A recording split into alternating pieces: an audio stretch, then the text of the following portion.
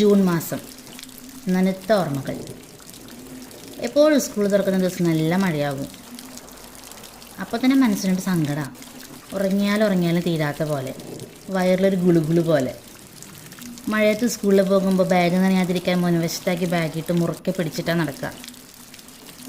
ബുക്കുകളൊക്കെ പ്ലാസ്റ്റിക് കവറിൽ വെച്ചിട്ടുണ്ടാവും നനയാതിരിക്കാൻ. എന്നിട്ടും പകുതി മുക്കാലും നനഞ്ഞിട്ടുണ്ടാവും.